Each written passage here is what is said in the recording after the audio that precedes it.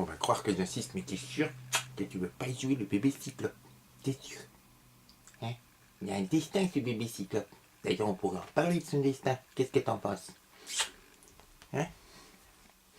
Donc oui, après que les aventuriers se soient rendus compte qu'ils s'étaient fait un petit peu baiser, excuse-moi pour employer ces mots qui ne sont pas vraiment chastes, eh bien, ils le firent à un conseil de guerre. Oui, j'ai compris que tu peux pas. Et je te laisse. Oui, c'est ça. Ils firent un conseil de guerre. Et tous entourant le guerrier, bien sûr. C'est le paladin, tout content d'avoir retrouvé son identité de paladin, qui prit la parole au nom du groupe. D'Ivoire. Bon, guerrier, des voleurs d'âme, même, oserais-je dire. Le guerrier fit oui, voleur d'âme. Voleur d'âme, si tu veux.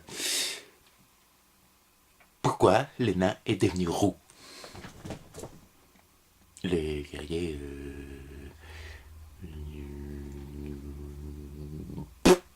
dit qu'il ne savait pas. Oui, la voleuse, en regardant le guerrier, pourquoi j'ai le cul plus potelé et les oreilles plus pointues?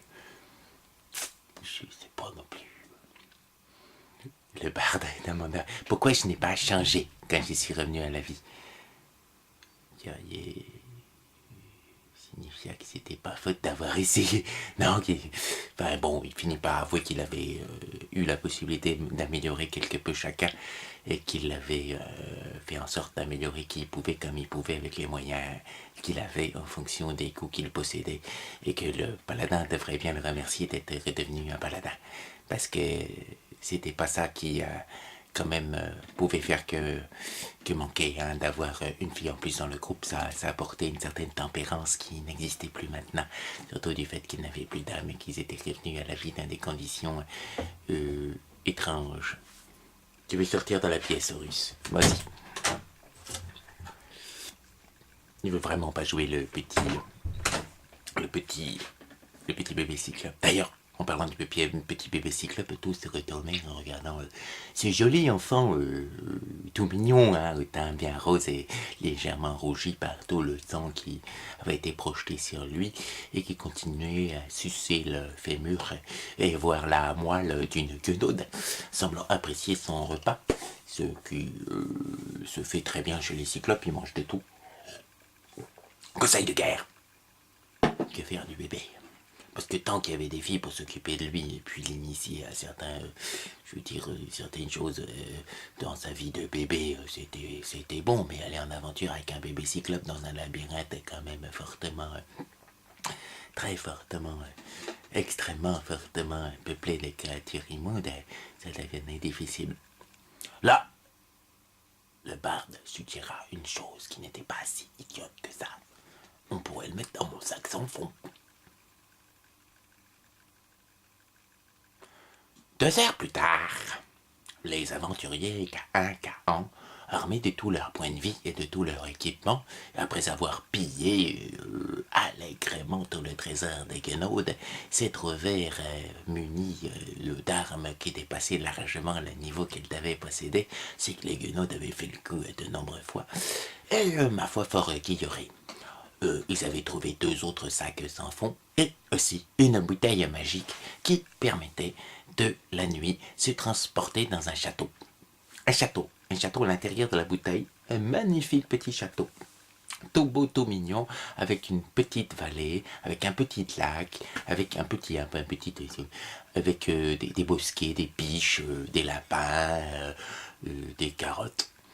Ouais, quand il y a des lapins, il y a des carottes. Et la possibilité de dormir, en fait, dans cet endroit magnifique. La seule condition, effectivement, c'était que la bouteille ne se fasse pas voler. Donc, tous les aventuriers, sauf un, à la limite, pouvaient maintenant passer des nuits formidables. Des nuits de rêve. Et ils décidèrent, tous d'un commun accord, de mettre le bébé cyclope là-dedans. Manoir dans lequel il y avait un serviteur appelé James, qui accepta effectivement de s'occuper du bébé Cyclope parce que de toute façon il se trouvait que James n'avait pas autre chose à faire et semblait prisonnier de la bouteille.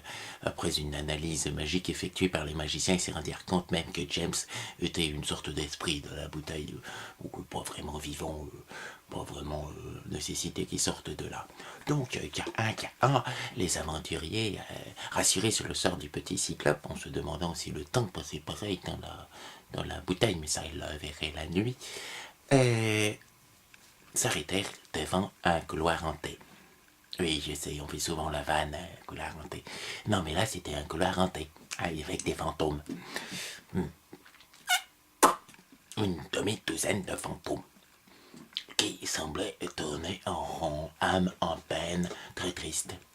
Le nain, qui était quand même le prêtre du groupe, dit au guerrier, viens avec moi. Pourquoi, fit le guerrier? Viens avec moi et tu survis à tout. S'il y a une merde, tu me ramèneras de là-bas.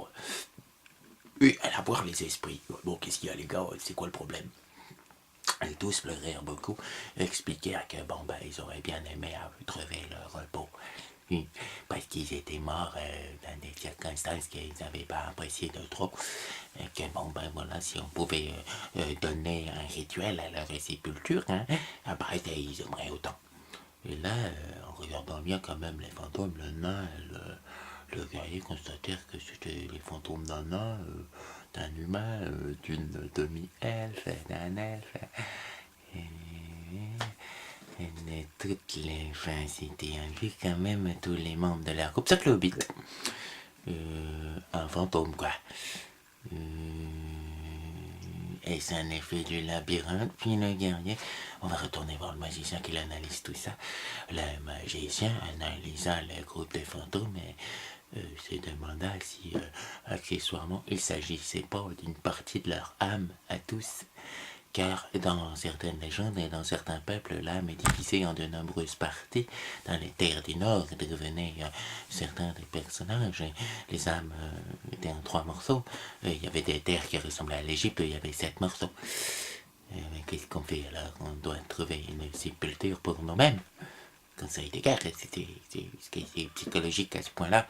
Non, c'est peut-être un effet du labyrinthe pour nos paumés. Moi, je suggère déjà qu'on continue. Et qu'on fasse un rituel de divination. Et puis on verra bien si on peut trouver leur corps. T'es capable de faire ça? Firent-ils tous au magicien, qui opina, vu qu'il avait quand même trouvé beaucoup d'argent et des matériaux magiques pour lancer des rituels assez sombres, même parfois. Il avait récupéré un grimoire intéressant, mais ça devait prendre quand même quelques heures de faire ce rituel. Donc, tous s'assirent dans les labyrinthes en attendant le rituel des magiciens. Et là, ils se firent attaquer par les fantômes. Ce qui n'était pas très logique, avouez-le, mais les fantômes étaient visiblement cyclotémiques. C'est-à-dire, ils semblaient correspondre à des heures de la journée où ils étaient gentils, puis des heures de la nuit où ils étaient des croquants. La bataille. Et comme c'était difficile de vaincre son propre double, oui, même très dur, le nain avait du mal, il semblait avoir les mêmes capacités. Ils décidèrent d'échanger d'adversaires les uns les autres. Enfin, ils décidèrent. C'est-à-dire qu'ils décidèrent surtout de se mettre à tous sur le guerrier, tous, sauf le guerrier, et puis de laisser le guerrier les autres. Que là, ça risquait d'être équitable. Alors effectivement, à tous, le fantôme de guerrier, ils arrivèrent à le vaincre. Toujours dans un état lamentable, avec 2 ou 3 personnages qui tombent en dessous d'un zéro. C'est-à-dire, comme d'habitude, le barde, le magicien, et malheureusement pour elle, elle commençait à prendre un chemin qu'elle n'aimait pas, la voleuse. Le paladin, néanmoins, avec ses impositions de main, qui permettaient quand même de ramener facilement tout le monde.